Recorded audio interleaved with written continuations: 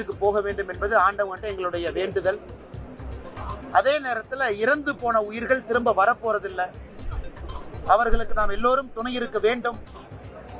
அரசாக இருந்தாலும் சரி, சம்பந்தப்பட்ட கட்சிகளாக இருந்தாலும் சரி, இறந்து போன ஆத்மாவிற்கு, குடும்பத்தினருக்கு உறுதுணையாக நிற்க வேண்டும் என்பது எங்களுடைய கோரிக்கை. அதனால்தான் தமிழக பாரதிய ஜனதா கட்சி, நம்முடைய கரூர் மாவட்ட பாரதிய ஜனதா கட்சியினுடைய தலைவர்கள், தொண்டர்கள் எல்லாரும் சேர்ந்து ஒரு முடிவு எடுத்திருக்கிறோம். மாநில தலைவர் அண்ணன் நயினார் நாகேந்திரன் அவங்ககிட்ட நான் தொலைபேசி மூலமா அப்பதான் சொன்னேன், இறந்து போன ஒரு குடும்பத்திற்கும் ஆறுதலாக கரூர் மாவட்ட பாரதிய ஜனதா கட்சி 1 லட்சம் ரூபாய் அவர்களுக்கு ஆறுதலாக ஒரு தொகையை அடுத்த ஒரு 10 நாளுக்குள்ள அவங்களுடைய இல்லத்திற்கு சென்று அளிக்க வேண்டும் என்கின்ற முடிவு எடுத்திருக்கிறோம். காயமடைஞ்சவங்களும் வேகமா குணமடைஞ்சு வரணும். இன்னும் ஒரு 10 நாள் கழிச்சு யாருக்காவது மருத்துவ உதவி தேவைப்பட்டா, இன்னைக்கு ஹாஸ்பிட்டல் இருந்து டிஸ்சார்ஜ் ஆகி தேவைப்பட்ட அவர்களுக்கும் உதவி செய்வதாக தீர்மானம் செய்திருக்கின்றோம். இன்னும் ஒரு வாரம் கழித்து ஒரு இல்லமாக 40 பேருடைய வீட்டிற்கும் சென்று நம்முடைய மாவட்ட தலைவர் செந்தில்நாதன் அவங்க இருக்கிறாங்க, முன்னாள் மாவட்ட தலைவர் சிவசாமி அவர்கள் முக்கியமானவங்க இருக்கிறாங்க, முன்னாள் சட்டப்பேரவை உறுப்பினர்கள் கந்தசாமி ஐயா அவர்கள் எல்லோரும் நம்மளோடு இருக்கிறாங்க. அவங்க எல்லோரும் ஒரு வீட்டுக்கும் போய் அவங்களை சந்தித்து ஆறுதல் சொல்ல இருக்கின்றோம், காசோலையை வழங்க இருக்கின்றோம். இந்த நேரத்தில் இந்த துயரமான சம்பவம் தமிழகத்தில் இருக்கக்கூடிய எல்லோரையும் கூட கரூரை நோக்கி திரும்ப பார்க்க வைத்திருக்கிறது. எல்லோரும் உங்களுடைய வேண்டுதல், காயமடைந்த 56 பேரும் வேகமாக வீட்டிற்கு வர வேண்டும் என்கின்ற பிரார்த்தனையை வையுங்க அப்படிங்கிறது எங்களுடைய அன்பான வேண்டுதல். பத்திரிகை நண்பர்களுக்கு வேறு கேள்விகள் இருக்கும், கேளுங்கன்னா பதில்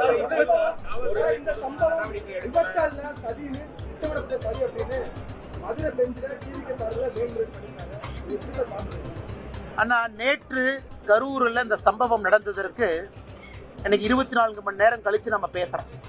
24 மணி நேரம் அனலைஸ் பண்ணதுக்கு அப்புறம் நம்ம பேசுறோம். இதுல பல தவறுகள், பல குளறுபடிகள் நடந்திருக்கிறது.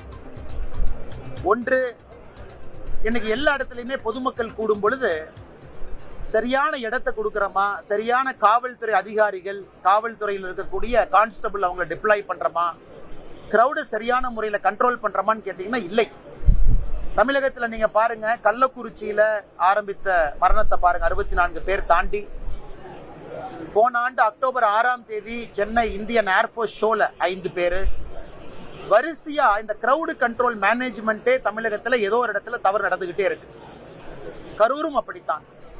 ஆனால் எங்களுடைய முதல் குற்றச்சாட்டு மாநில அரசின் மீதுதான் வைக்கின்றோம். காரணம், அவர்களுடைய கடமை சரியான இடத்தை கொடுப்பது அவங்களுடைய கடமை. சரியான இடம் பர்மிஷனே கொடுக்காதீங்க, இல்லைன்னு சொல்லுங்க.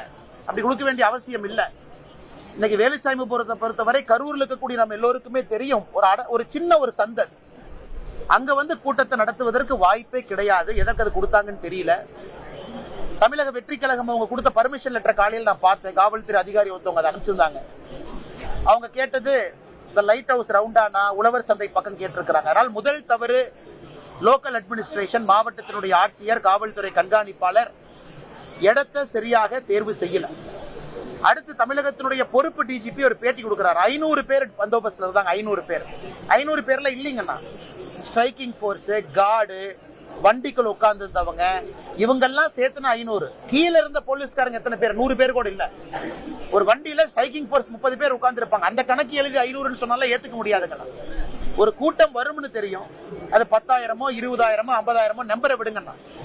ஒரு கூட்டம் வரும் என்று தெரிந்த பிறகு சரியான காவல்துறையை கீழே டிப்ளாய் பண்ணணும்ல, அதையே செய்யாம இன்னைக்கு 500 மழுப்புறாங்க. 500ங்கிறது கீழே இல்லைங்கண்ணா. டிராபிக் போலீஸ் இருந்தாங்களா, கீழே லா அண்ட் ஆர்டர் போலீஸ் இருந்தாங்களா? இல்ல, அவங்க எல்லாம் ஸ்ட்ரைக்கிங் போர்ஸ், அதுலயே 300 பேர் போயிருப்பாங்க. அதனால் இவ்வளவு பெரிய கூட்டம் சேரும் இடத்துல மிக குறைந்த காவல்துறையை டிப்ளாய் பண்ணிட்டு என்ன அவங்க கண்ட்ரோல் பண்ணிருக்கிறாங்க. மூன்றாவது, இது பெரிய இழுபறி, கிட்டத்தட்ட 4-5 நாள் இழுபறி. இந்த லேண்டுக்கு போய் பாக்குறாங்க, அங்க போய் பாக்குறாங்க. இன்னைக்கு ஒரு பொது இடத்துல காவல்துறை அனுமதி கொடுப்பதற்கு முன்பு 100 டைம் யோசிக்கணும். ஏன்னா உயர்நீதிமன்றம், உச்ச நீதிமன்றம் அவ்வளவு சொல்றாங்க. பொது சொத்துக்கு சேதம் விளைவிக்க கூடாது, பொதுமக்களுக்கு இடையூறு இருக்கக்கூடாது, டிராபிக் பிளாக் ஆகக்கூடாது, எமர்ஜென்சி ஆம்புலன்ஸ் எல்லாம் போனா வழி இருக்கணும். வேலுச்சாமிபுரத்துல எந்த வழி இருக்குங்கன்னா, ஒருவேளை முக்கியமான விவிஐபி நாம யார சொல்றோமோ அவங்களுக்கே உடம்புல பிரச்சனை வந்தா எந்த ஆம்புலன்ஸ் உள்ள போய் அவங்களை வெளியே கூட்டிட்டு வரும்? ஆம்புலன்ஸே போகாத ஒரு சந்து ஒரு ரோட்ல கொடுத்திருக்கிறாங்க. அதனால் மாவட்டத்தினுடைய ஆட்சித்தலைவர், மாவட்டத்தினுடைய காவல்துறை கண்காணிப்பாளர் இருவரையும் உடனடியாக பணி நீக்கம் செய்யணும். பேசிக் மினிமம் சஸ்பென்ஷன்ல வைக்கணும். காரணம், மற்ற அதிகாரிகளுக்கு இது எச்சரிக்கையா போகணும். இல்ல செஞ்சோம், ஒரு ஹைகோர்ட் ரிட்டையர்ட் ஜஸ்டிஸ போட்டுட்டோம், கண் துடைப்புக்கு ஏதோ நடத்துறது கேள்வியே கிடையாதுங்கண்ணா. அரசியல்வாதிகள் 1008 சொல்லுவான் சார். ஆளுங்கட்சிக்காரன் பர்மிஷன் கொடுக்காதீன்னு 1008 சொல்லுவான். இங்க கொடுங்க அங்க கொடுங்கம்மா. அதை கேட்கறக்கா ஐபிஎஸ் யூனிஃபார்ம் போட்டிருக்காங்க, அவங்க சொல்றதெல்லாம் கேட்கறக்கா கலெக்டர் பொசிஷன்ல உட்கார்ந்து இருக்கிறாங்க. ஆனால் மாவட்டத்தினுடைய காவல்துறை கண்காணிப்பாளரும் மாவட்டத்தினுடைய ஆட்சியரின் மீது உடனடியா முதலமைச்சர் நடவடிக்கை எடுக்கணும். என்ன ஒரு பம்மாத்து வேலை பண்ணிட்டு இருக்காருன்னா, சும்மா வந்து பார்த்துட்டு அங்க இருப்பாங்க இங்க இருப்பாங்க. இந்தியால 10 பேர் 15 பேர் ஒரு இடத்துல இறக்குறாங்கனாவே உடனடியா நடவடிக்கை எடுக்கிறாங்க பல அரசுகள். ஏன்னா மத்த மாவட்டத்தினுடைய எஸ்பிக்கும் டிசிக்கும் கலெக்டருக்கும் இது ஒரு வார்னிங்கா இருக்கும். அடுத்து எங்களுடைய மாநிலத்தினுடைய தலைவர் பாரதிய ஜனதா கட்சி அண்ணன் நயினார் நாகேந்திரன் அவர்கள், முதலமைச்சர் அவர்கள் பதவி விலக வேண்டும். ஏன் தலைவர் அந்த கருத்தை வைக்கிறாங்க? இந்தியன் ஏர்போர்ஸ் ஷோல chief minister deputy chief minister போய் பாக்குறாங்க. 5 பேர் இறக்குறாங்க, 71 பேர் ஹாஸ்பிட்டல் அட்மிட். அதனால தமிழகத்துல மக்கள் அதிகமாக சேரக்கூடிய எந்த இடத்தையும் கூட திமுக தன்னுடைய 4 ஆண்டு காலம் ஆட்சி காலத்துல எதையும் சரிவர கவனிக்கலாம். அப்படி இருக்கும் பொழுது முதலமைச்சர் அந்த பதவியில் என்ன பண்றாரு? இஷ்யூ நடந்த பின்பு வருவதற்கு முதலமைச்சரா, இல்ல ரிவ்யூ மீட்டிங் எடுத்து இன்ஸ்ட்ரக்ஷன் கொடுக்குறாங்களா, இல்ல கலெக்டர் எஸ்பி எல்லாம் கீழே இருக்கிறாங்க, ப்ராப்பர் பர்மிஷன் சென்னையில இருந்து வாங்குறாங்களா? ஆனால் மாநில தலைவர் நயினார் அண்ணன் சொன்ன கருத்துல நியாயம் இருப்பதாக நானும் பார்க்கின்றேன். சரியான கருத்து. அதை அடுத்து இன்னைக்கு இந்த கூட்டத்தை ரொம்ப ஸ்டடி பண்ணணுங்கன்னா, நீங்க வந்து 1 மேன் ஜட்ஜை நாங்க போட்டிருக்கோம், ரிட்டையர்ட் ஜட்ஜை போட்டிருக்கோம், உடனடியா சிபிஐ என்கொயரி வேண்டும். இன்னைக்கு முதலமைச்சர் அவர்கள் தமிழ்நாட்டுக்குள்ள சிபிஐ வரக்கூடாதுன்னு ப்ராசிக்யூஷன் சாங்ஷனை வித்ட்ரா பண்றாரு. ஆனா இதற்கு முன்பு இன்னொரு இடத்திற்கு சிபிஐ கொடுக்கிறார் அஜித் குமார் கேஸ்ல. அதனால தாமாக முன் வந்து சிபிஐ என்கொயரி கேட்கணும். அந்த கூட்டத்துல யாராவது ட்ரிகர் பண்ணாங்களா? அந்த கூட்டத்துல விஷக்கிருமிகள் யாராவது இந்த கிரௌட ட்ரிகர் பண்ணாங்களா? ஆம்புலன்ஸ் எப்ப வந்துச்சு? லாட்டி சார்ஜ் காவல்துறை எதற்காக பண்ணாங்க? கரண்ட் எதுக்காக போச்சு? இந்த எல்லா விஷயத்தையும் சிபிஐ நுணுக்கமாக கண்காணிச்சு யாராவது உள்ள இருந்து விஷமத்தனமாக ஏதாவது செஞ்சிருந்தா, நீங்க கேட்ட கேள்வி, டிவிகே மதுரை ஹைகோர்ட்டுக்கு போயிருக்காங்க. உண்மையா பொய்யா, நியாயமா நியாயமில்லை தெரியாதுங்கண்ணா, கோர்ட்டு பார்க்கட்டும். ஆனா என்னை பொறுத்தவரை எந்த சந்தேகத்திற்கும் இடம் கொடுக்காம சிபிஐ போன்ற ஒரு அமைப்பு யாராவது விஷயம் செருப்பு வீசுறாங்க. ஒரு கூட்டத்துல ஒரு தலைவனை பார்க்க வரவங்க செருப்பு வீச மாட்டாங்கல்ல, வெளியால் தானே செருப்பு வீசுவான். செருப்பு எப்படி வீசுறாங்க? ஏன் கரண்ட் கட் ஆச்சு? இதையெல்லாம் கூட சிபிஐ பண்ணி ஒரு என்கொயரி பண்ணி முதலும் கடைசியுமாக தமிழ்நாட்டில் வேற எங்கேயும் இது நடக்காம இருக்கணும். கடைசியாக எங்களுடைய குற்றச்சாட்டு திரு விஜய் அவர்கள் மீது. ஒரு நடிகர் கரூருக்கு, பெரம்பலூருக்கு, திருவாரூருக்குலாம் வர்றீங்கன்னா கூட்டம் பார்க்க வருவாங்கன்னு, எல்லாம் கிராமத்து பகுதிகள் மக்கள் வருவாங்க. ஒரு சினிமா ஸ்டாரை பார்க்க கிராமத்திலிருந்து மக்கள் வரத்தான் செய்வாங்க. அதுவும் நீங்க மொத்த கரூர் மாவட்டத்துக்கே சேர்த்து ஒரே ஒரு பாயிண்ட். மற்ற அரசியல் கட்சிகள் என்ன பண்றாங்க? சட்டமன்றத்துக்கு ஒரு பாயிண்ட் வைக்கிறாங்க, ஒரு மாவட்டத்துக்கு 5 பாயிண்ட் வைக்கிறாங்க. ஒரே பாயிண்ட் வச்சா 20,000-30,000 பேர் வராம என்ன பண்ணுவாங்க? அதுவும் வீக்கெண்ட்ல வைக்கிறீங்க, சனிக்கிழமை வைக்கிறீங்க. சனிக்கிழமை வைக்கும் பொழுது மக்கள் எல்லோரும் வரத்தான் செய்வாங்க, குழந்தை குட்டியை கூட்டிட்டு வருவாங்க.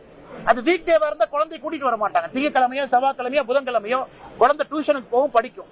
நீங்க வீக்கெண்ட்ல சனிக்கிழமை வச்சா குழந்தை எடுத்துட்டு தான் மக்கள் வர செய்வாங்க. ஏன்னா ஒரு தூண்டுதல். சரி பாப்போமே, ஒரு கூட்டத்தை குழந்தை காட்டுவோமே, ஒரு தலைவனை காட்டுவோமே, சினிமா ஸ்டாரை காட்டுவோம். அதனால் விஜய் அவர்களை போன்றவர்கள் இதெல்லாம் யோசிக்கணும், இதெல்லாம் யோசிச்சு வைக்கணும். அவர் யாருமே, எந்த ஒரு தலைவரும் என்னுடைய கூட்டத்தில் யாராச்சும் இறக்கணும்னு யாரும் வரமாட்டாங்க. விஜய்க்கும் அது போன்ற மனப்பான்மை கிடையாது. பாவம், அவரும் மக்களை பார்க்கணும் ஆசையோட தான் வந்திருக்கணும், மக்களும் அவரை பார்க்கணும் ஆசையோட வந்திருக்கணும். அப்படி இருக்கும் பொழுது ஒரு தலைவனுடைய கடமை, நாம போறனால யாருக்காச்சும் உபத்திரம் ஆகுதா? நம்ம கிட்ட அந்த அளவுக்கு லீடர்ஷிப் டீம் இருக்காங்களா? இப்ப பாரதிய ஜனதா கட்சியோ ஒரு வேற ஒரு கட்சி எடுத்துக்கிட்டீங்கன்னா ஒரு லீடர்ஷிப் டீம் இருப்பாங்க, செகண்ட் லெவல் லீடர்ஸ் இருப்பாங்க. இன்னைக்கு தமிழக வெற்றி கழகத்தை பொறுத்தவரை இப்பதான் தலைவர்கள் வர்றாங்க, செகண்ட் லெவல் லீடர்ஷிப் டெவலப் ஆகுது. அப்படி இருக்கும் பொழுது யாரை கண்ட்ரோல் பண்ணுவாங்க, யாரை போய் தடுத்து நிறுத்துவாங்க? இதையெல்லாம் விஜய் அவர்கள் உணரணும். ஆனால் இப்ப இருந்து அவர் போகக்கூடிய எல்லா கூட்டத்தையும் மாத்தணும். இந்த வீக்கெண்ட் கான்செப்ட வெளியே வாங்க. ஏற்கனவே நம்ம சொன்ன இல்ல, மக்களுக்கு உபத்திரம் கொடுக்க கூடாதுங்கிறக்காக வீக்கெண்ட்ல போறேன். என்ன நாயங்கன்னா, வீக்கெண்ட்ல போனதான் கூட்டம் வரும், வீக்கெண்ட்ல போனதான் குழந்தைங்க வருவாங்க, வீக்கெண்ட்ல போனதான் பெண்கள் வருவாங்க. சோ எதற்காக இத்தனை குழந்தைகள், 10க்கும் மேற்பட்ட குழந்தைகள் எதற்காக இறந்திருக்கிறாங்க? வீக்கெண்ட்ல கூட்டம் வச்சனாலதான். அதனால நான் விஜய் அவர்கள் மீது நேரடியா குற்றச்சாட்டு சொல்லிங்கன்னா, இதெல்லாம் உட்கார்ந்து ஆராய்ந்து வீக்கெண்ட்ல ஒரு போன்ற ஒரு மாநாடு தேவையா, ஒரு மாவட்டத்திற்கு ஒரு பாயிண்ட் மட்டும் தேவையான ஆலோசிக்கும். ஏன்னா 2ஆம் கட்ட தலைவர்கள் உருவாகும் வரை இந்த பிரச்சனை ஒரு கட்சிக்கு வரத்தான் செய்யும். அதனால் நிச்சயமாக விஜய் அவர்கள் இதை பரிசீலித்து நடவடிக்கை எடுப்பார்கள் என்கிற நம்பிக்கை இருக்கு. அதே நேரத்தில் நாம் எல்லா ஒரு விஷயத்தை புரிஞ்சுக்கணும். விஜய் மேல குற்றம் சாட்டுறோம், விஜய் தான் அக்யூஸ் நம்பர் 1, அந்த கருத்தை நான் ஏத்துக்க மாட்டேங்க. ஒரு கூட்டத்தை கூட்டுவது, கூட்டத்துக்கு வர்றன்னு விஜய் சொல்லலாம். அந்த கூட்டத்திற்கான பாதுகாப்பு கொடுக்க வேண்டிய கடமை அரசனுடையது. அந்த கூட்டத்திற்கு பர்மிஷன் கொடுக்க வேண்டியது அரசனுடையது. உங்களுக்கு இல்லையா இல்லைன்னு சொல்லிட்டு போங்க, அவங்க கோர்ட்ல போய் வேற பர்மிஷன் வாங்கட்டும், வேற இடத்துல வாங்கட்டும், வேற இடத்த கொடுங்க. அதனால் விஜய் அவர்களை பொறுத்தவரை இந்த கூட்டத்துக்கு நான் கூட்டுனே, நான் வந்தேன், அவருக்கு எல்லா உரிமையும் இருக்கு. அவரை பார்ப்பதற்கு மக்களுக்கு உரிமை இருக்கு. 1000 பேர் வரலாம், 10,000 பேர் வரலாம், 10 லட்சம் பேர் வரலாம், அவங்களுக்கு உரிமை இருக்கு. இந்த இடைப்பட்ட தரகர் யாருன்னா அரசு. அரசு இங்கே பொறுத்தவரை தரகர வேலையை செய்யணும். விஜய் அவர்களுக்கு அனுமதி கொடுக்கணும், வர்ற மக்களுக்கும் பாதுகாக்கணும். அந்த வேலையை அரசு செய்யல. விஜய் அவர்களுக்கும் சரியான முறையில் அனுமதி இல்லை, வந்த மக்களுக்கும் சரியான முறையில் பாதுகாப்பு கொடுக்கல. அரசை பொறுத்தவரை 2 இடத்திலும் தோத்திருக்கிறாங்க. ஒருதலை பட்சமாக பாரபட்சமாக எதிர்கட்சிக்கு நடந்துக்கிறாங்க, ஒருதலை பட்சமாக பாரபட்சமாக சாமானிய மனிதர்கள் நடந்திருக்கிறாங்க. அதனால் அரசு வெட்கி தலை குனியணும். மாவட்ட ஆட்சியர் மீதும் மாவட்ட காவல்துறை கண்காணிப்பாளர் மீதும் கடும் நடவடிக்கை எடுக்கணும். சும்மா நீங்க சப் இன்ஸ்பெக்டர் இன்ஸ்பெக்டர்ல பக்கறாங்க, அவங்க என்ன பண்ணுவாங்க? இன்ஸ்ட்ரக்ஷன் கொடுத்தீங்கன்னா ஸ்பாட்டுக்கு போவாங்க. எஸ்பி 10,000 பேர் 20,000 பேர் வர்றாங்கன்னா ஸ்பாட்ல எஸ்பி டிஐஜி இருக்கணும் இல்லங்கன்னா அவங்க வந்து நிக்கணும் இல்ல, அவங்க இருக்கணும் இல்ல. ஓ, எதிர்கட்சி கூட்டம், நம்ம ஸ்பாட்டுக்கு போனா நம்மளை சஸ்பெண்ட் பண்ணிடுவாங்க. எதிர்கட்சி ஆளுங்கட்சி இல்லைன்னா மக்கள் கூற எண்ணிக்கை தானே முக்கியம். அதனால் விஜய் அவர்களை பொறுத்தவரை இன்னைக்கு அவர் பெரும் வருத்தத்தில் இருப்பாரு. அதனால் எல்லோரும் சேர்ந்து அவரை யாரும் கார்னர் பண்ண வேண்டாம். இதிலிருந்து மீண்டு வரணும். தலைவன் இதை தாண்டி தான் வரணும். எல்லா மக்களுக்கும் ஆறுதலாக விஜய் நிற்கணும். நிற்க ஆரம்பித்திருக்கின்றார்கள், நிற்பார்கள், நம்பிக்கை இருக்கு. 3வது, தன்னுடைய பயணத்தினுடைய வடிவமைப்பை மாற்றணும். இந்த வீக்கெண்டு சனிக்கிழமை குழந்தைங்க வர்றதை அவாய்ட் பண்ணணும். அதே போல கடைசியா பெற்றோர்களுக்கு, அண்ணா நாம் ஒரு வளர்ந்த மாநிலங்கண்ணா, இது நேரடியா நான் உங்கள்கிட்ட சொல்றேங்கண்ணா, நானும் வயிறறிஞ்சு சொல்றாரு, நாம் ஒரு வளர்ந்த மாநிலம். இந்தியால நம்பர் 2வது இடத்துல இருக்கிற மகாராஷ்டிராக்கு அப்புறம் படித்தவர்கள் அதிகமாக இருக்கக்கூடிய மாநிலம். நம்ம நடவடிக்கை அப்படியாங்கண்ணா இருக்கு. விஜய் கார்ல போகும்போது பைக்ல 100 பேர் போறாங்க, தொத்த பாக்குறாங்க. என்னன்னா அது உங்க அப்பா அம்மாக்கு ஒரு குழந்தை நீங்க தான். இறந்து போன 40 பேருக்கு அவங்க எல்லாம் வீட்டுல தங்கம் தான். எல்லாருமே கணவன் மனைவி குழந்தை தாத்தா பாட்டி எல்லோரும் யாரோ ஒருத்தர் இழந்திருக்கிறாங்க. அதனால எதற்காக இப்படி ஒரு மேல தொங்குறது, கோயில் மேல நிக்கிறது, மசூதி மேல நிக்கிறது, சர்ச் மேல நிக்கிறது, டிரான்ஸ்பார்மர் மேல நிக்கிறது, எதுக்கு அப்படி? உங்களுடைய தலைவனை பார்க்கணுமா? ஆனந்தமா பாருங்க, டிவியில பாருங்க, பாதுகாப்பா பாருங்க, கை தட்டுங்க, ரசிங்க, எல்லாம் பண்ணுங்க. உங்களுக்கு அங்கே பாதுகாப்பு இல்லைன்னு தெரிஞ்சதுக்கு அப்புறம் ஏன் போய் அடையிறீங்க? இன்னைக்கு 1 ஸ்கொயர் மீட்டரை பொறுத்த வரைக்கும் 2 பேர் தாங்க நிக்கலாம். 2 பேர் என்னதான் பாதுகாப்பு? 1 ஸ்கொயர் மீட்டர். இப்ப 100 ஸ்கொயர் மீட்டர்னா 1076 ஸ்கொயர் ஃபீட். எத்தனை பேர் நிக்கிறாங்க? 1 ஸ்கொயர் மீட்டருக்குள்ள 5 பேர் நின்னா நடக்காம என்ன ஆகும்? அதனால் யாரின் மீது குறை சொன்னாலும், அரசு, எஸ்பி, டிசி, விஜய் அவங்க இவங்கன்னு யாரு மேல சொன்னாலும் கூட்டத்துக்கு வருகின்ற ஒருத்தரும் யோசிக்கணும். உங்க குடும்பத்துக்கு நீங்க மட்டும்தான். உங்களை இழந்துட்டா அவங்களுக்கு அது லைஃப் டைம் போச்சு. அதனால் நீங்க தயவு செஞ்சு யார வேணாலும் போய் பாருங்க, டிவியில பாக்குறவங்கள பாருங்க, யூடியூப்ல பாக்குறவங்கள பாருங்க, தூரத்துல இருந்து பாருங்க. அங்க போனதுக்கு அப்புறம் பாதுகாப்பு இல்லைன்னு தெரிஞ்சதுக்கு அப்புறம் ஏன் உள்ள போறீங்க? எதுக்காக பைக்ல துரத்துறீங்க? என்னது? நீங்க கீழே விழுந்தா யாருக்கு பிரச்சனை? மத்தவங்களுக்கு 10 லட்சத்துல ஒருத்தர் நீங்க, ஆனா உங்க அப்பாக்கு நீங்க மட்டும்தான், அம்மாக்கு நீங்க மட்டும்தான். அதனால இந்த இளைஞர்கள், பெண்கள், குழந்தைகளுக்கு நான் ரொம்ப மன கஷ்டத்துல சொல்றேன், தயவு செஞ்சு இது போன்ற ஒரு சூழ்நிலையை ஏற்படுத்தாதீங்க. கூட்டமா இருக்கிற இடத்துக்கு போகாதீங்க. அரசியல் கட்சி பாரதிய ஜனதா கட்சி நாங்களும் மாநாடு போடுறோம், பாதுகாப்பா இருக்கு, விஸ்தாரமா இருக்கு, அங்க போய் நிக்கலாம்னா வாங்க, இல்லாட்டி வராதீங்க. டிவியில பாருங்க, தொலைபேசியில கேளுங்க, நியூஸ் பேப்பரை படிங்க. எங்களுடைய அன்பான வேண்டுகோள், இது முதலும் கடைசியுமா தமிழ்நாட்டுல இதான் இருக்கணும். இதுக்கு மேல ஒரு அரசியல் மாநாட்டுல ஒருத்தர் இறந்தாங்கன்னா நம்ம எல்லாரும் சேர்ந்து தலை குனிஞ்சு நிக்கணும். தூத்துக்குடி 5 மணி நேரம் 6 மணி நேரம் லேட்டா ஒரு தலைவர் வராரு, ஒரு குறிப்பிட்ட நேரத்துக்கு வராம 9 மணிக்கு ஒரு இடத்துல சொல்றாங்க, நாமக்கலுக்கு 2:30 மணிக்கு தான் வராரு. அதே சென்னையில 7 மணிக்கு வராரு. அண்ணா, நான் அந்த தமிழக வெற்றி கழகத்தினுடைய அனுமதி கடிதத்தை பார்த்தேங்கண்ணா. அவங்க போட்டிருக்கிற நேரம் வந்து கரூரை பொறுத்தவரை 3 மணியிலிருந்து இரவு 10 மணி வரை அப்படின்னு அனுமதி கடிதம் கொடுத்திருக்கிறாங்க. அப்படி இருக்கும் பொழுது எல்லோருக்குமே தெரியும் 3 மணிக்கு விஜய் வரப்போறது. 3 மணியிலிருந்து 10 மணினா 8 மணி 9 மணிக்கு தான் வருவாங்க. காவல்துறை எதற்காக லாங் டியூரேஷனை கொடுக்குறீங்க? இன்னைக்கு விஜய் அவங்க லேட்டா வந்தாங்கிறது முக்கியம் கிடையாதுங்கண்ணா. அனுமதி கடிதத்திலேயே 3லிருந்து 10 வரை இருக்கு. அப்படின்னா விஜய் 3 மணிக்கு வரலாம், விஜய் அவர்கள் 10 மணிக்கு வரலாம். நம்ம விஜய் குற்றம் சொல்ல முடியாது. காரணம், அனுமதி கடிதத்தில் இந்த நேரம் இருக்கு. காவல்துறை எதுக்கு 7 மணி நேரம் கொடுக்குறீங்க? ரோட் ஷோ வர்றாங்க, பாக்குறாங்க, போறாங்க. 2 மணி நேரம் கொடுங்க, ரெஸ்ட்ரிக்ட் பண்ணுங்க. 2 மணி நேரத்துல தலைவர் வரலையா, போக விடாதீங்க. 144 எத்தனை சிஆர்பிசில இருக்கு பயன்படுத்துங்க. அதனால இதை பொறுத்தவரை விஜய் தாமதமாக வந்தார் அப்படிங்கிற கருத்தை நான் ஏத்துக்க மாட்டேங்கன்னா காரணம் அனுமதி கொடுத்த கடிதத்துல 3 மணியிலிருந்து 10 மணியில இருக்கு. காவல்துறை எது கொடுத்தீங்க? இரண்டாவது, இன்னைக்கு முதல்ல விஜய் அவர்கள் 3 மாவட்டத்துக்கு போனவர் இன்னைக்கு 2 மாவட்டமா மாத்திருக்காங்க. மாவட்டம்னா ஜெனரலா சாயந்தரம் தான் வருவாங்க. அதனால நான் ஏற்கனவே சொன்னது போல பயணத்தினுடைய வடிவமைப்புல கோளாறு இருக்கு. சனிக்கிழமை வேண்டாம் பண்ணாதீங்க. குழந்தைங்க வருவாங்க, வேண்டானாலும் குழந்தைங்க எட்டி பார்ப்பாங்க. ஒரு சின்ன குழந்தை எட்டி பார்க்கறதுக்கு ஒரு சரி விஜய பார்ப்போம், ஒரு தலைவரை பார்ப்போம், ஒரு ஆக்டரை பார்ப்போம். நீங்க எதுக்கு அனுமதி கொடுக்குறீங்க? பண்ணாதீங்க. பெண்கள் வருவாங்க, வீட்டு வேலையை முடிச்சுட்டு சனிக்கிழமை வருவாங்க. ஞாயிற்றுக்கிழமை யாருக்கு வேலை இல்லை, வேலைக்கு யாரும் போக மாட்டாங்க. அதனால் விஜய் அவர்களுடைய யாத்திரையினுடைய வடிவமைப்புல கோளாறு இருக்கு. அதை முதல்ல ரெக்டிஃபை பண்ணுங்க. அதுக்காக யாத்திரையை நிறுத்துறோம். ஒரு அரசியல் தலைவர் போய்தான் ஆகணும். விஜய் அவர்களோ யாருமோ வேண்டும் என்று மக்கள் சாகணும்னு யாரும் விரும்பல. தவறு நடந்திருக்கிறது, எல்லா பக்கம் நடந்திருக்கு. அதை திருத்திட்டு அடுத்த கட்ட பயணத்தை யாத்திரையை இன்னும் சேஃபா பண்ணணும் அப்படிங்கறத எங்க வேண்டுகோள். தூத்துக்குடி துப்பாக்கி சூடுல அந்த நியமிச்ச ஒரு நபர் ஆணையம் அறிக்கைப்படி இதுவரைக்கும் கூட நடவடிக்கை எடுக்கல. ஆனா இந்த ஒரு நபர் ஆணையம் எப்படி? அண்ணா, எனக்கு இந்த ஒரு நபர் ஆணையத்துல நம்பிக்கை இல்லைங்கண்ணா, நம்பிக்கை இல்லை. ஏன்னா ஒரு நபர் ஆணையத்தினுடைய நீதிபதியை செலக்ட் பண்றது யாரு? முதலமைச்சர். அதுலயே ஓர வஞ்சகம் இருக்கு. நீதிபதி அவர்களை பத்தி எனக்கு எந்த குற்றச்சாட்டு இல்லைங்கண்ணா, எல்லாம் நல்லவங்க தான். ஒரு முதலமைச்சர் அவர்கள் எனக்கு இந்த நீதிபதி தான் வேணும், இவங்களை வச்சுதான் நான் ஒன் மேன் என்கொயரி கமிஷன் போட போறேன்னா எனக்கு அங்கேயே பிரச்சனையை நான் பாக்குறேன். அதனால் அதுல நியாயம் இருப்பதாக நான் எனக்கு தெரியலீங்கண்ணா. இண்டிபெண்டன்ட் ஆர்கனைசேஷன் சிபிஐ கொடுங்க, இல்ல சீஃப் ஜஸ்டிஸ் எழுதுங்க. ஐயா, நீங்களே ஹைகோர்ட்ல ஒரு நீதிபதியை நீங்களே நியமனம் பண்ணுங்க. அந்த நீதிபதி எப்படி முதலமைச்சர் செலக்ட் பண்ணலாம்? ரிட்டையர்ட் ஜட்ஜா இருந்தா எப்படி செலக்ட் பண்ணலாம்? அதனால அந்த ஒரு நபர் ஆணையத்துல எனக்கு நம்பிக்கை இல்லை. சிபிஐ கொடுங்க. ரூட் காஸ் பார்க்கணும். ரூட் காஸ் கீழே யாரு வந்தா, எப்படி செருப்பு வந்துச்சு, உள்ள இந்த 4 பேர் ஒரு சின்ன கலவரம் ஆகுதுங்கன்னா எப்படி அது ஆச்சு, ஏன் ஆச்சு, அதை கண்டுபிடிக்கணும். அதை கண்டுபிடிச்சா தான் அந்த கிரௌடு எப்படி ட்ரிகர் ஆனாங்கன்னு நம்ம பார்க்கணுங்கண்ணா. Mop psychology. அதனால் முதலமைச்சர் அவர்கள் உடனடியா அஜித்குமார் கேஸ்ல நெஞ்ச நிமித்தி சிபிஐ கொடுத்தீங்க. ஒரு இறப்பு, இன்னைக்கு 40 பேர் இறந்திருக்காங்க. ஏன் நெஞ்ச நிமித்தி ஏன் கொடுக்கல? எல்லா உயிரும் ஒரே உயிர் தானே, ஒரே மதிப்பு தானே. அதனால உடனடியாக சிபிஐ கொடுங்க. அதுல வரட்டும். ஒரு பக்கம் டிவிக்கு ஹைகோர்ட்டுக்கு போறது, ஒரு பக்கம் கரூர் மாவட்டத்தை சார்ந்த ஒருத்தர் மெட்ராஸ் ஹைகோர்ட்டுக்கு போறது, எதுக்கு இத்தனை? அது சிபிஐ ரிப்போர்ட் கொடுக்கட்டும். அதுல யார் தப்பு பண்ணாலும் தெரிந்த பிறகு எல்லாத்து மேல நடவடிக்கை எடுங்க. யாரு மீதும் நடவடிக்கை எடுக்க வேண்டாம் சொல்ல. அடிப்படை நடவடிக்கை எஸ்பி மேல, கலெக்டர் மேல ஏன் எடுக்கல? 40 பேர் இறந்திருக்கிறாங்க. அத்தாரிட்டி யாரு? ஒரு எஸ்பி கலெக்டருடைய முதன்மை கடமை உயிரை பாதுகாப்பு. அப்புறம் தான் எல்லாமே. ஒரு உயிரை பாதுகாக்க முடியாத எஸ்பி கலெக்டர் 40 பேர் இறந்த ஒரு மாவட்டத்துல தார்மீக அடிப்படையில் அவங்க எஸ்பி கலெக்டரா இருப்பதற்கு தார்மீக உரிமை கிடையாது. முதலமைச்சர் முதல்ல சஸ்பெண்ட் பண்ணி வெளியே வைங்க. அதுக்கப்புறம் என்கொயரி பண்ணி தப்பு பண்ணலையா உள்ள கொண்டு வாங்க. எதுவுமே செய்யாம என்ன பம்மாத் வேலை பண்ணிட்டு இருக்காங்க.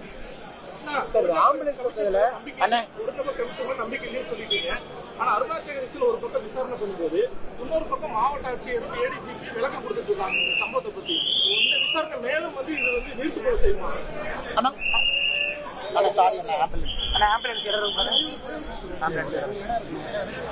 அண்ணா, பொறுப்பு டிஜிபி அவர்களும் ஏடிஜிபி அவர்களும் பேசிய பத்திரிகையாளர் சந்திப்பு நான் கவனிச்சேன். எனக்கு அதுல நம்பிக்கையே போச்சுங்கண்ணா. ஏன் போச்சுன்னா 500 பேர் டிப்ளாய் பண்றோம். என்ன 500 டிப்ளாய் பண்ணாங்க? அவ்வளவு ஃபுட்டேஜ பாக்குறோம்.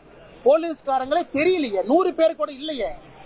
வண்டியில் உட்கார்ந்து இருக்கிறவங்க, டாக் ஸ்குவாட் வச்சிருக்கிறவங்க, பாம்ப் ஸ்குவாட் வச்சிருக்கிறவங்க, எஸ்பி கூட கன்மேனா வந்தவங்க, இவங்க எல்லாத்தையும் சேர்த்துனா 500 வரும். பட் அவங்க எல்லாம் டியூட்டியில் இல்லையல்ல, எங்கேயோ ஸ்ட்ரைக்கிங் போர்ஸ் வண்டிகள் உட்கார்ந்து இருப்பாங்க போலீஸ் வண்டியில். அவங்களுக்கு தானே பிரயோஜனங்கண்ணா.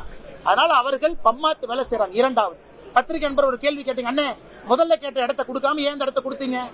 அதுக்கு சரியான பதில் சொல்லலையே. இடத்த நீங்க கொடுத்திருக்கணும். கொடுக்கல அப்படின்னா எதிர்கட்சி தலைவர் அவருக்கு இந்த இடம் தான் கொடுத்தோம். எதிர்கட்சி தலைவர் விஜய் அவர்கள் 2 பேரும் ஒரே இடத்துல பண்றாங்க. விஜய் அவர்களை பொறுத்தவரை நம்ம நல்லா புரிஞ்சுக்கணுங்கன்னா, இளைஞர்கள் வர்றாங்க. எதிர்கட்சி தலைவருக்கும் பெரிய கூட்டம் கூடுது. இளைஞர் அன்கன்ட்ரோலபிள். இளைஞர் அவ்வளவு பேர் வரும்போது அந்த எனர்ஜி எங்க கண்ட்ரோல் பண்ணுவீங்கன்னா, எங்க மேல நிக்கிறாங்க, அங்க நிக்கிறாங்க. அதனால இதையெல்லாம் ஒரு காவல்துறை உணரணும். என்பிஎல நேஷனல் போலீஸ் அகாடமியில மாப் சைக்காலஜின்னு ஒரு கோர்ஸே இருக்கு. ஒருத்தர் 2 பேர் 5 பேர் வந்து எப்படி பிஹேவ் பண்ணுவாங்க, அதெல்லாம் படிச்சுதான் அதிகாரி வந்திருக்காங்க. படிக்காம எங்க ஐபிஎஸ் வந்திருக்காங்க. அதனால் இளைஞர்கள் அதிகமாக சேரும் இடத்துல யாரு பேச்சு யாரு கேட்க மாட்டாங்க. அதுவும் எனக்கு சமாதானம் இல்லை. மூன்றாவது, ஒரு முதலமைச்சர் அவர்கள் நேரடியாக எதிர்கொள்ளணும். அதாவது ஒரு சிபிஐ என்கொயரி கேட்கறாங்கன்னா கொடுக்கணும். அதை விட்டுட்டு அவரே ஒரு ஜட்ஜை செலக்ட் பண்ணி இவங்க தான் பண்ணுவாங்க, அதுவரை அரசியல் பேச மாட்டேன்னா என்ன அர்த்தம்? ஒரு அரசியல் யாரும் பேச சொல்ல. முதலமைச்சர் அவங்க சரி ஒன் மேன் ஜஸ்டிஸ் அவங்க பண்றாங்கன்னா எந்த ஆங்கிள் பண்ண போறாங்கன்னா ஃபோரன்சிக் டிபார்ட்மெண்ட் அவங்க கையில் இருக்கா? எப்படி செக் பண்ண போறாங்க? கண்டிப்பா ஏத்துக்க மாட்டாங்கன்னா. நான்காவது, பொறுப்பு டிஜிபி ஏன் போட்டீங்க? ஏன் டிஜிபி போடல? திரும்ப அதே கேள்வி கேட்கிறேன். ஒரு டிஜிபின்னு போட்டா அத்தருக்கும் அதிகாரம் இருக்கும். பொறுப்பு டிஜிபி அவரு யார்கிட்ட பேசுறாரு? ஒரு டிஜிபின்னு போட்டதானே கண்ட்ரோல் இருக்கும். இன்னைக்கு இருக்கிற மாவட்ட கண்காணிப்பாளருக்கு தெரியும் பொறுப்பு டிஜிபி அடுத்த வாரம் மாறிடுவார். ஏன்னா யூபிஎஸ்சி லிஸ்ட் கொடுத்தனே மாத்திடுவாங்க. அப்ப பொறுப்பு டிஜிபி பேச்சுக்கு என்ன மரியாதை கிரவுண்ட்ல இருக்கும்? நீங்க டிஜிபி ஏன் போடல? Regular head of police force ஏன் போடல? அதுவும் எங்களுடைய குற்றச்சாட்டு. முதலமைச்சர் நான் வேகமா வந்தேன், நான் பேசினேன் அப்படிங்கறதெல்லாம் கிடையாதுங்கண்ணா. சரி வர நீங்கள் கையாளல. சரி, விஜய் வந்தனால நடந்துச்சுங்கிறீங்க. Indian air force aero show Vijay எங்க வந்தாரா? ஏன் 5 பேர் இறந்தாங்க? அதுக்கு பதில் சொல்லட்டும். அன்னைக்கு முதலமைச்சர் அங்க இருந்தீங்க, துணை முதலமைச்சர் இருந்தீங்க, 5 பேர் ஏன் இருந்தாங்க? 71 பேர் ஹாஸ்பிட்டல் அட்மிட் ஆனாங்க. விஜய் எங்க போனாரா? உங்களுக்கு கிரௌட கண்ட்ரோல் பண்ண தெரியல. 4 ஆண்டுகள் utter failure. Crowd management, law and order, எப்படி ரிவ்யூ மீட்டிங் எடுக்கணும், டிஜிபி எதுவுமே இல்ல, எல்லாம் ஃபெயிலியர். சும்மா விஜய் மேல அவங்க மேல விஜய் மேல நான் வச்ச குற்றச்சாட்டு பயணத்தினுடைய வடிவமைப்பை மாத்துங்க, அதான் என்னுடைய குற்றச்சாட்டு. மத்தபடி விஜய் தான் அது காரணம். அதை ஏத்துக்க மாட்டாங்களா? விஜய் வருவதற்கும் உரிமை இருக்கு, சீமான் அவங்க வர்றதுக்கு உரிமை இருக்கு, எடப்பாடி அண்ணா உரிமை. ஒருத்தர் வரலாம், 1000 பேர் வரலாம், 1 லட்சம், அது மக்கள் உரிமை. வர்ற மக்கள் எப்படி தடுப்பீங்க? அதனால விஜய் அவருதான் காரணம். அதை ஏத்துக்கவே மாட்டேன். விஜய் அவர்கள் மீது இருக்கக்கூடிய தவறு அனுபவம் இல்லாத காரணத்தினால் பயணத்தினுடைய வடிவமைப்பை சரியான முறையில் அவங்க பண்ணணும், அதை பண்ணல.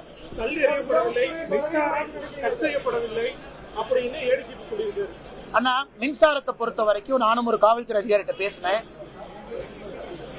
அந்த பசங்க எல்லாமே டிரான்ஸ்பார்மர் மேல ஏறுறாங்க அப்படிங்கறதுக்காக அது சுவிட்ச் ஆஃப் பண்ணிருக்காங்க. பிரிகாஷனரி மெஷர் கட் ஆகல எனக்கு தெரிந்தவரை. அதான் நான் எல்லாத்துக்குமே மக்களுக்கு சொல்றேன், ஏங்க டிரான்ஸ்பார்மர் மேல ஏறுறீங்க? எதுக்குங்க கோயில் மேல ஏறுறீங்க, சர்ச் மேல ஏறுறீங்க? மாஸ்க் கீழ இருந்து பாருங்க எப்படி இத்தனை பேர் இறந்துட்டாங்க. இவங்க எல்லாம் உள்ள மாட்டிக்கிட்டவங்க, வெளியும் கிரௌட் இருந்தாங்கல்ல. அதனால் நாமும் பாதுகாப்பா இருக்கணும், கூட வந்தவங்களும் பாதுகாப்பா இருக்கணும். அது முதல். இரண்டாவது, விஜய் அவர்களை பொறுத்தவரை நான் ஏற்கனவே நிறைய விஷயம் சொல்லிட்டேன். நான் சனிக்கிழமை வீக்கெண்ட் எல்லாமே பேசிட்டேன். ஆனால் ஏடிஜிபி மின்சாரம் கட் செய்யப்படவில்லை என்றால் மின்சாரம் கட்டாச்சு. ஆனா பிரிகாஷனரி மெஷர்ல டிஎன்இபி கட் பண்றாங்க, ஏன்னா டிரான்ஸ்பார்மர் மேல ஏறாங்க. அடர்ந்த இடம், நெருங்கிய சந்து, எங்கேயுமே ஸ்பேஸ் போறக்கு ஆம்புலன்ஸ்க்கு வழி இல்ல, ஆம்புலன்ஸ் எங்க தான் போகும்? அதனால இதெல்லாம் உட்கார்ந்து கண்டுபிடிச்சு சரியான முறையில் அதுக்கு சொல்யூஷன் கொடுத்து இந்த 40 உயிர்களுடைய ஆத்மா நம்மளை மன்னிக்கணும்னா தமிழ்நாட்டில் இன்னொரு உயிர் போகக்கூடாது.